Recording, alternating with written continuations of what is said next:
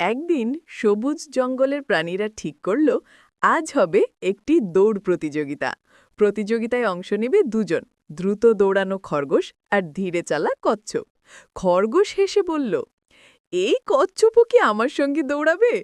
আমি তো এক লাফে 10 কদম যাই। কচ্ছপ শান্তভাবে উত্তর দিল, হ্যাঁ, আমি ধীরে চলি, কিন্তু থামি না। প্রতিযোগিতা শুরু হলো। বাঁশি বাজতেই খরগোশ চোখের পলকে দৌড়ে অনেক দূরে চলে গেল।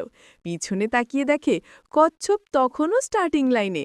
খরগোশ ভাবল, এই কচ্ছপ এত ধীর, একটু ঘুমিয়ে নিলেও জিতব।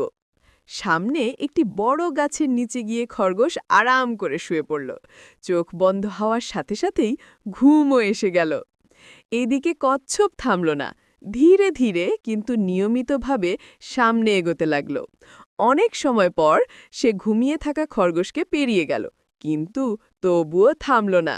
অবশেষে কচ্ছপ ফিনিশ লাইনের কাছে পৌঁছালো। ঠিক তখনই খরগোশ ঘুম থেকে উঠে বুঝল বিপদ। সে দ্রুত দৌড়াতে লাগল, কিন্তু ততক্ষণে দেরি হয়ে গেছে। জঙ্গলের সবাই হাততালি দিয়ে কচ্ছপকে বিজয়ী ঘোষণা করল। খরগোশ